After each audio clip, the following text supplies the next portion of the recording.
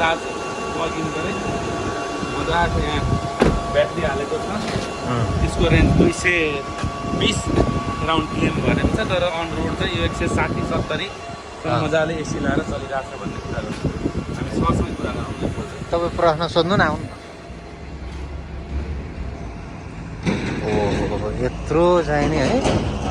product पनि भने sir नमस्ते के छ सर गाडी कुन कम्पनी गाडी हो सर यो ल तपाईँलाई म फेस राख्दिनँ यो सिर्फ गाडीको बारेमा भन्दिनँ नि त कति पैसा दामको हो यो यसको मूल्य कति दाइ मूल्य हो भनेपछि मोटामोटी कति होला 57 लाख 57 अन रोड कम्पनी चाहिँ कुन हो यो टिएस भनेपछि होइन हामी यति बुझौँ न यो गाडीले ट्रक फुल चार्ज चाहिने कति घन्टा हुन्छ 1% 1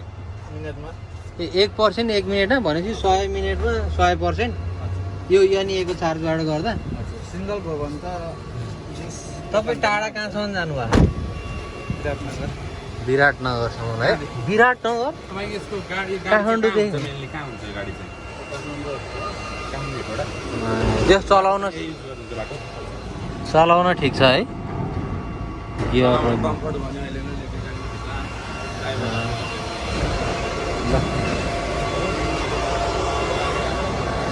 ओइ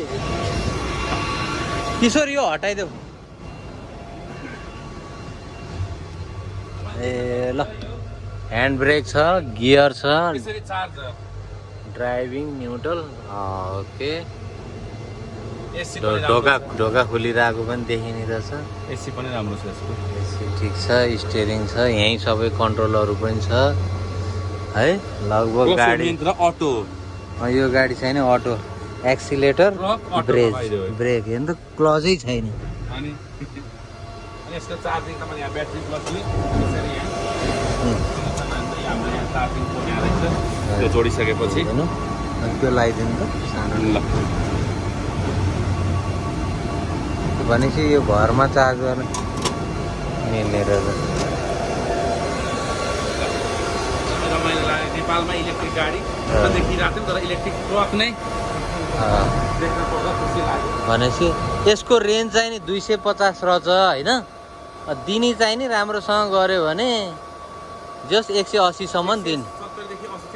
80 विथ एसी भनेपछि मालवाहक ट्रक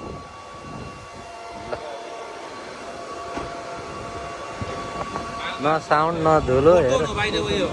फोटोन एकदमै यो नेपालमा अफरोड गाडीहरू यो धेरै नै छ त्यो पिकअप ट्रकहरू पनि तपाईँले देख्नुभयो होला पिकअप यो हाइलक्स मोडलमा फोटोनको ल 5 टनसम्मको माल हालेर हेर्नु त अटो इलेक्ट्रिक अनि गुड सेभिङ